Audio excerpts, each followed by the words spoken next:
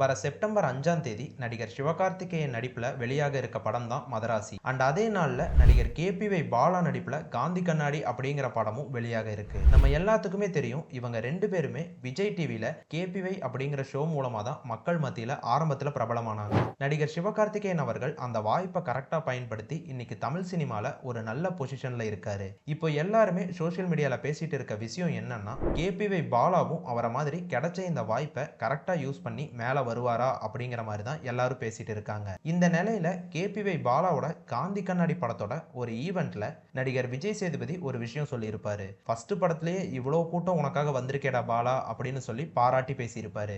And அது மட்டும் இல்லாம அந்த படத்தோட பிரஸ் மீட்லயும் நடிகர் பாலா பேசின ஸ்பீச்னால ஃபேன்ஸ் எல்லாருமே இந்த படத்துக்காக ஆவலா காத்துட்டு இருக்காங்கன்னே சொல்லலாம். இப்படி இருக்கும்போது கேபிஒய் பாலாவோட காந்தி கண்ணாடி படம் நடிகர் சிவகார்த்திகேயனோட மதராசி படம் கூட ரிலீஸ் ஆக போகுது. இந்த ரெண்டு படத்துல எந்த படம் வெற்றி அடையும் அப்படிங்கிறது இந்த படங்கள் வெளியானதுக்கு அப்புறம் தான் தெரியும்.